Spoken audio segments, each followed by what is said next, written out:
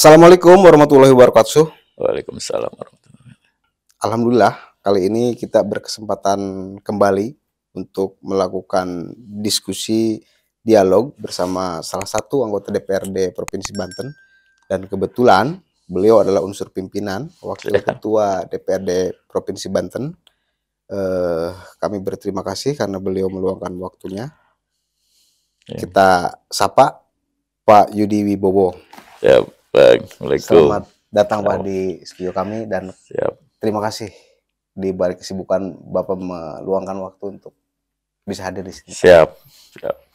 Nah, sekarang saya ingin tahu tentang tingkat pengangguran di Tangerang Selatan yang merupakan daerah maju. Tingkat pengangguran itu juga sering menjadi persoalan di dalam aspirasi-aspirasi masyarakat itu untuk akses mendapatkan pekerjaan. Abang melihat mereka sudah cukup sedikitkah tingkat pengangguran atau masih Ya, tinggi? tingkat kalau saya nggak bisa memotret, dan karena saya tidak memiliki data yang pasti untuk di Tangerang Selatan, tapi tingkat pengangguran terbuka untuk masyarakat Banten kan cukup tinggi. Nah, yang saya rasakan juga ini banyak kader-kader segala macam yang juga masih belum bekerja. Nah, setiap kita reses gitu ya, itu pasti mereka juga bilang seperti itu. Pak, di Tangerang Selatan banyak sekali investasi, baik perkantoran, baik restoran, ya, baik outlet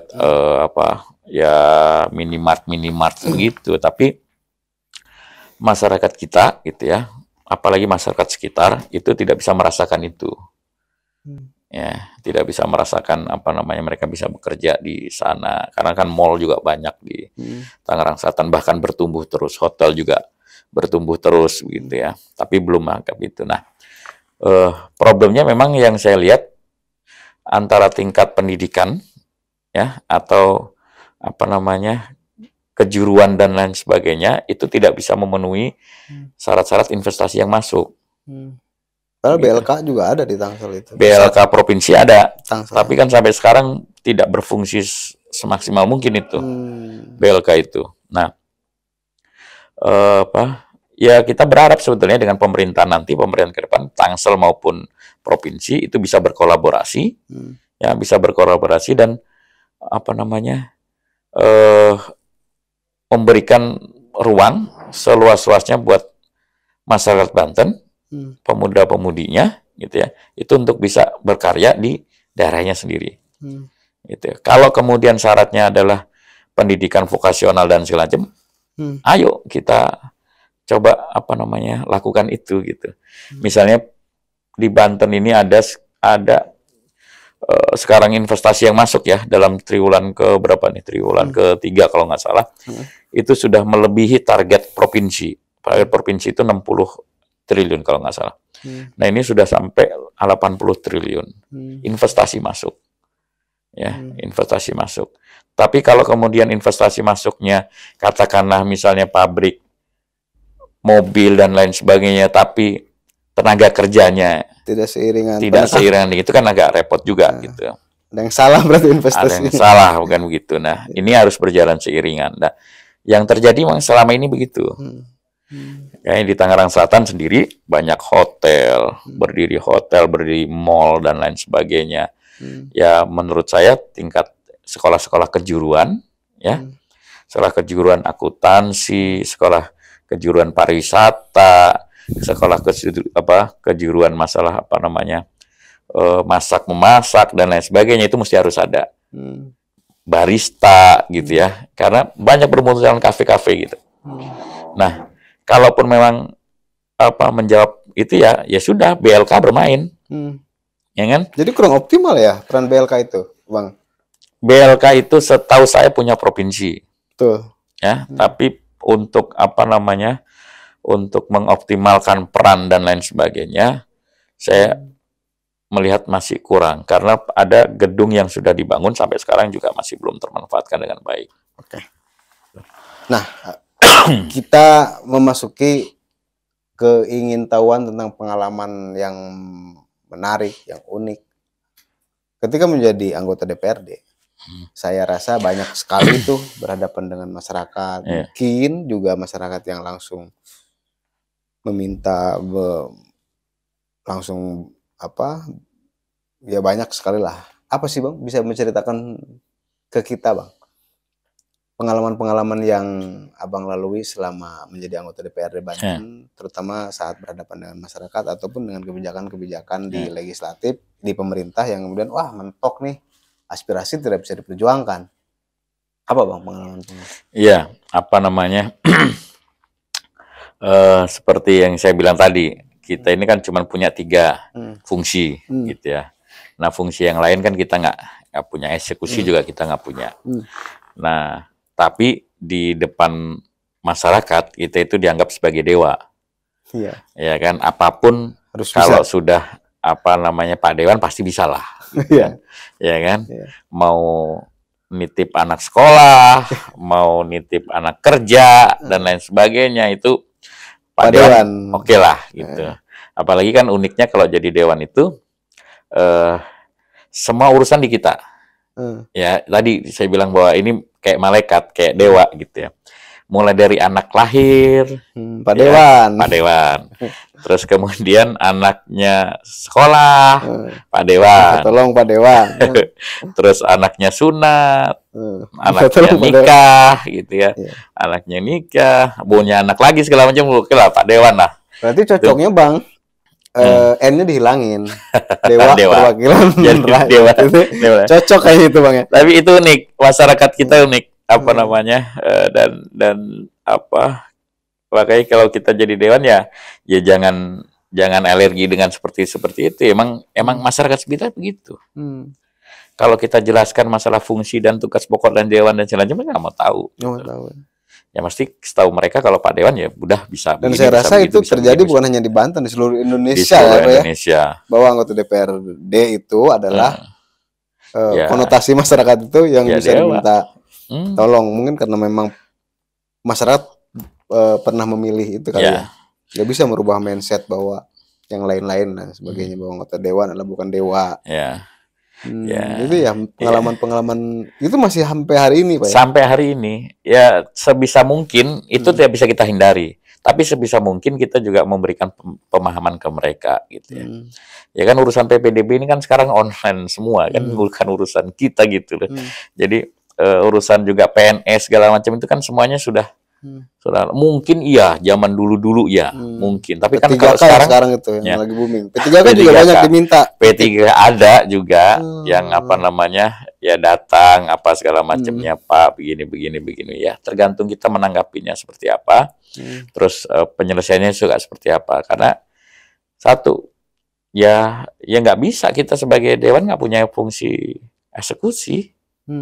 Gitu, nggak punya fungsi eksekusi, apalagi sekarang semuanya good governance apa dan sebagainya itu kan didorong untuk online, sehingga tidak ada intervensi dari manapun kan begitu kan. Nah itu mesti kita jelaskan ke masyarakat gitu. Dan uniknya di situ nggak bisa kita hindari, nggak bisa kita kemudian pergi apa segala macam nggak diurusin, nggak, tetap harus ditampung, tapi kemudian juga diberikan penjelasan yang apa namanya yang rasional gitu. Bang, perolehan 25.000 suara yang memilih Abang itu lumayan tinggi loh Bang. Ya alhamdulillah. 5 besar itu kalau saya lihat. 5-6 besar masih banyak yang 70, ada yang 30 juga ada. Iya, artinya kalau dikelompokkan di masuk 16 besar ya. Ya gitulah. Di bawah 10 besar lah. Mahal Bang ya, untuk menjadi anggota DPRD itu biayanya juga mahal Bang. Jadi gini, kalau kita apa namanya bukan bersombong diri, tapi kalau kita kerja buat masyarakat itu hanya 5 tahun sekali, pasti kos besar. Ya alhamdulillah gitu ya, alhamdulillah kemarin itu kan kita karena kita punya reses, kita punya sosper, kita punya apa namanya beberapa hal yang sudah diperjuangkan lewat reses dan lain sebagainya, alhamdulillah masyarakat itu memahami itu. Jadi kos politik kalau saya kemarin mohon maaf bukan sombong ya, kos politik ya untuk apa namanya pertemuan, untuk apa dan lain sebagainya. Karena alhamdulillah selama 5 tahun kemarin itu tidak berhenti untuk turun ke masyarakat. Kalau ada undangan, kondangan dan lain sebagainya, terus kemudian saya bilang tadi tuh anaknya sunat, anaknya nikah, apa istilahnya kita datang, terus kemudian apa reses kita jalankan, ya sosper kita jalankan, dan itu selama 5 tahun, ya insya Allah nggak terlalu besar. Nggak terlalu besar ya? Ya, insya Allah nggak terlalu besar. Karena kalau kita, ya saya sering diskusi di luaran itu, kita hitung-hitungan untuk menjadi anggota DPRD itu butuh kos untuk tingkat provinsi 5 miliar. Untuk 5 miliar ini, sementara gaji pendapatan pokok itu nggak nyampe, kalau dikali 5 tahun, waduh, cuman balik modal doang, bahkan minus katanya. Ini dari mana nih anggota DPRD? Sampai segitunya kita apa namanya itu. Jadi ya alhamdulillah saya dulunya apa bukan aktivis, pasifis kali ya. Lebih ke pasif. Jadi kita punya sedikit yang masih melekat diri kita, idealisme dan lain sebagainya, bahwa keresahan kita terhadap apa kos politik yang terlalu besar, money politik dan lain sebagainya, begitu kan. Itu yang kemudian mendorong kita untuk ya 5 tahun kemarin kalau ada kesempatan turun ke masyarakat, apalagi kemudian yang dibiayai oleh APBD, reses, sosper, segala macamnya, benar-benar diturunkan ke masyarakat gitu ya, benar-benar kita ketemu, dan saya yakin masyarakat itu tidak semuanya juga apa namanya pragmatis, ya semuanya pragmatis, karena kebutuhan mereka begitu, mereka kan sering apa namanya curhat ke kita, ya Pak sana kalau udah jadi lupa. Iya. Gitu. Kalau sudah jadi nggak pernah. Ya udah bayarin aja dari sekarang. Ya, karena kalau dihitung gitu ya, kalau dihitung misalnya, kalau dihitung dikalkulasi ya, orang teman-teman kadang-kadang daripada ngurusin tadi tuh, ngurusin anak lahiran apa segala macam, ya mending 5 tahun sekali gitu. Mending langsung 5 tahun sawer. Nah, gitu. Tapi kan kita punya apa namanya sedikit idealisme yang masih melekat di kita, bahwa problem apa money politik menurut kita juga ya merusak demokrasi gitu ya. Sebisa mungkin yang kita lakukan selama jadi anggota dewan yaitu tadi balik lagi ke masyarakat. Gitu. Bang, sekarang Abang menjadi koordinator Komisi 1. Kemudian di Banang. Di Banang anggota Bang ya. Komisi 1 itu pemerintahan ya. Pemerintahan. Ya. Nah, bisa dijelaskan Bang, Komisi 1 itu apa saja tugas, fungsi, kemudian instansi yang menjadi kewenangan itu mana aja Bang? Ya, terutama di pemerintahannya ya. Karena ada misalnya kita itu punya DPMPTSP. Apa namanya? Punya mitra kerja ya, penanaman modal. Nah, kita di penanaman modal itu di apa struktur pemerintahannya bukan di hasil apa investasi dan lain sebagainya ya. Karena dia hanya mengurusi di pelayanan publiknya kalau Komisi 1. Terus kita punya apa di BKD, di Kesbangpol misalnya. Terus Sekwan juga apa jadi mitra kerja Komisi 1 gitu kan. Terus BKD ya, Badan Kepegawaian segala macamnya, terus inspektorat dan lain, hanya mengurusin kebanyakan di pemerintahan. Nah, nggak seperti yang lain-lain. Kalau mau orientasi apa segalanya, kadang-kadang memang teman-teman kalau mau orientasi apa yang lainnya itu nggak mau di Komisi 1. Gitu. Nah, titik lemah.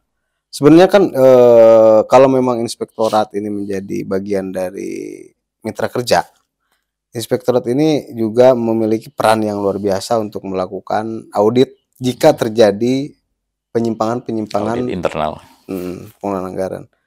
Apa sih Bang yang menurut Abang ini Banten, pemerintahan, kemudian manajemen, Ya, pengelolaan keuangan daerah, pemerintahan itu sudah, walaupun kita tahu bahwa udah BPKRI wajar tanpa WTP, BTP. artinya sudah baguskah Bang? Ya tentunya apa namanya tidak ada yang sempurna lah ya. Semuanya pasti proses berjalan, gitu ya. Proses berjalan. Tapi menurut saya sepakat. Jadi inspektorat itu memang benar-benar harus punya kekuatan begitu ya untuk kemudian memberikan rules, memberikan pedoman bagi semua OPD, semua instansi agar kemudian melaksanakan peraturan perundang-undangan dengan benar. Ya kan, sebelum kemudian masuk ke ranah BPK kan biasanya begitu. Jadi inspektorat yang kemudian untuk bidang pendampingan keuangan dan sebagainya. Nah, terkadang kan juga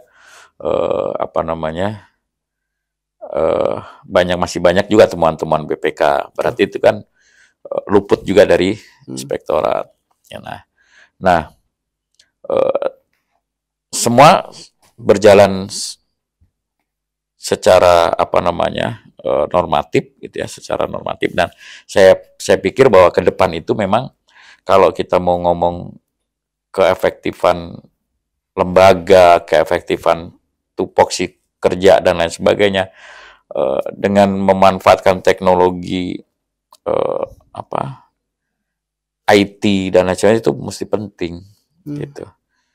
Karena menurut saya gini Bang, kalau Komisi 1 adalah membidangi inspektorat, pengawasan, tugasnya juga salah satunya adalah pengawasan, maka ketika terjadi korupsi, ada pejabat-pejabat yang melakukan korupsi atau anggota DPRD atau di lingkungan pemerintah, maka juga tidak luput dari peran pengawasan Komisi 1. Karena tugasnya adalah melakukan monitoring, controlling tadi. Artinya harus digencarkan gerakan-gerakan campaign anti korupsi dan pembinaan-pembinaan itu.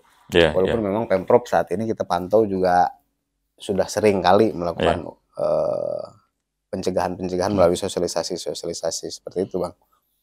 Karena tingkat kerawanan kan masih tinggi. Banten lebih dikenal dengan provinsi yang sering melakukan korupsinya. Langkah apa nanti Bang yang kira-kira harus dilakukan ke depan ketika Abang sudah menjadi koordinator Komisi 1? Ya, secara normatif itu mesti harus dilakukan. Tapi makanya memanfaatkan teknologi informasi menurut saya juga penting gitu ya. Bagaimana kemudian peluang-peluang korupsi gitu ya bisa diminimalisir ketika kita menggunakan teknologi yang ada sekarang gitu ya. Misalnya katakanlah kalau pelaporan kegiatan, pelaporan apa dan segala macam itu masuk di teknologi kayak misalnya e-katalog dan segala macam. Kita beli barang harus pakai e-katalog, ya kan?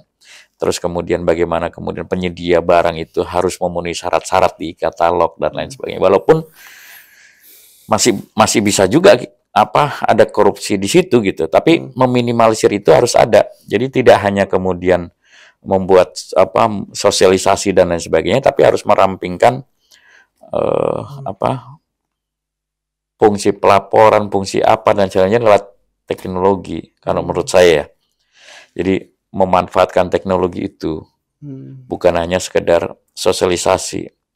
Dan sekarang udah berlaku Bang ya, udah sedikit mulai aplikasi sistem-sistem digital itu sudah mulai diterapkan sebenarnya. Ya sudah mulai diterapkan. Ya makanya saya bilang kalau sempurna ya kita belum sempurna lah semuanya. Dan di digital itu juga akan masih mempunyai kelemahan juga gitu ya. Nah itu saya yakin dan ke depan itu bisa dilakukan gitu ya untuk memperbarui sistem-sistem dan lain sebagainya.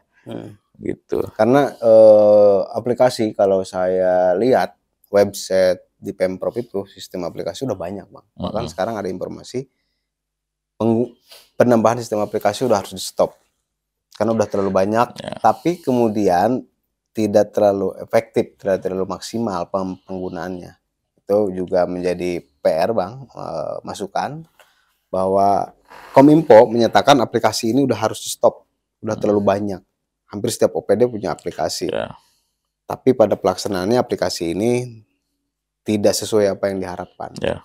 Tidak sesuai fungsinya. Nah, kemudian Bang, tadi menyinggung mungkin ini di luar Komisi 1 tentang keberadaan Bank Banten. Bank Banten itu masih sampai hari ini masih menjadi trending pemberitaan yang menarik. Ada informasi kalau tahun ini Bank Banten tidak posisinya 3 triliun, itu akan menjadi BPR. Apa aja tuh 3 triliun itu? Modal dasar. Modal dasarnya akan turun menjadi BPR. Mohon izin, bisa Abang, mungkin Abang lebih punya banyak informasi karena pengalaman sebelumnya. Gimana Bang? Ya, sejak periode yang lalu, waktu di Komisi 3, saya udah pernah mengingatkan waktu kita penyelamatan Bank Banten itu lewat penyertaan modal, terus kemudian membuat perda dan lain sebagainya, itu kita sudah ingatkan bahwa ada kewajiban bank ya seluruh Indonesia, bukan hanya Bank Banten, itu untuk memenuhi modal dasar 3 triliun. Itu kan aturan pemerintah pusat ya. Nah, itu juga harus dipikirkan. Kan itu kan bukan hal yang mudah. Dan ini juga tidak hanya jadi problem dari Bank Banten. Banyak lagi problem-problem bank-bank daerah, terus bank-bank swasta gitu ya, yang lain juga harus memenuhi permodalan itu. Nah, pemerintah pusat gitu ya lewat OJK dan lain sebagainya itu kan selalu memberikan pendampingan terhadap bank-bank dan lain itu. Nah, yang saya tahu Bank Banten ini kan sekarang menjalin kerjasama dengan Bank Jatim kalau tidak salah dalam kerangka menyatukan core bisnis, terus pemenuhan juga di modal 3 triliun. 3 triliun tadi modal dasar itu. Nah, perkembangannya seperti apa? Kemarin di 1 bulan yang lalu kalau nggak salah udah ada penandatangan KUB dan lain sebagainya dengan Bank Jatim ya, kerjasama dan lain. Tapi kan masih berproses itu. Dan memang aturan dari pemerintah pusat ya 2024 ini harus terpenuhi, kalau tidak ya akan turun menjadi bank perkreditan rakyat begitu. Tapi ini kan udah November Bang. Beberapa minggu yang lalu saya masih mendapatkan informasi nilai modal kas dasar itu, dasar itu belum terpenuhi. Abang udah dapat informasi? Belum. Tapi skema KUB itu, skema KUB jadi kan KUB dengan Bank Jatim itu kan tidak kemudian serta-merta Bank Banten menginginkan sama Bank Jatim. Tapi itu kan juga ada intervensi OJK, intervensi pemerintah pusat gitu ya. Bank Banten untuk ke depan dan segala macam bisa ber-KUB dengan Jatim. Masalah prosesnya gitu, proses KUB-nya, proses perjanjiannya seperti apa, kan masih butuh banyak penilaian dan lain sebagainya. Tapi saya yakin bahwa bank-bank, terutama bank-bank pemerintah itu pasti akan menjadi perhatian khusus dari pemerintah pusat. Karena kalau ada sampai kemudian bank daerah gitu ya, bank-bank daerah, bank pemerintahan daerah itu turun ke BPR, itu pasti akan ada gejolak di sistem keuangan kita dan menjadi presiden buruk untuk ke depan, kira-kira begitu. Pasti ada, tapi kita tunggu bagaimana skema-skema sampai akhir tahun ini. Sampai akhir tahun ini. Rapat pemegang saham itu ya, laporan saham akhir. RUPS RUPS. Nah, kemudian Bang, di menit terakhir ini karena memang kita terbatas waktu, mohon izin closing statement.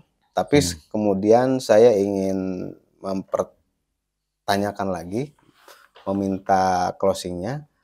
Sejauh mana kemudian bahwa peran Komisi 1 akan berfungsi dengan baik, dan kemudian bagaimana trust masyarakat terhadap anggota DPRD juga bisa menjadi baik, tidak menjadi konotasi, "Ah, udah ini hanya proses tidak bisa diandalkan." Karena pengaruh DPRD kemudian terhadap eksekutif untuk melakukan pengawasan itu kan sangat melekat. Tapi hari ini tingkat pengangguran tinggi, korupsi tinggi, ini kan tidak semena-mena, oh ini eksekutif bebannya, kan nggak gitu juga Bang. Peran anggota DPRD juga dibutuhkan untuk menekan bagaimana pengangguran itu tidak lagi tinggi. Gitu Bang. Silakan. DPRD itu kan masuk dalam penyelenggara pemerintah daerah. Memang tidak sama dengan DPR RI, gitu ya. Jadi DPRD itu masuk dalam penyelenggara dan DPRD bersama dengan pemerintah daerah, baik bupati maupun gubernur sesuai dengan tingkatannya, itu punya peran gitu ya untuk membuat legislasi, membuat anggaran dan pengawasan. Nah, memang benar bahwa semuanya tidak bisa diserahkan kepada eksekutif karena pembahasan APBD juga pasti melibatkan lembaga legislatif gitu, aturan juga sama gitu kan. Aturan juga sama. Nah, saya berpikir bahwa peran serta masyarakat, peran serta pemerintah dan lain sebagainya ini harus sinergi.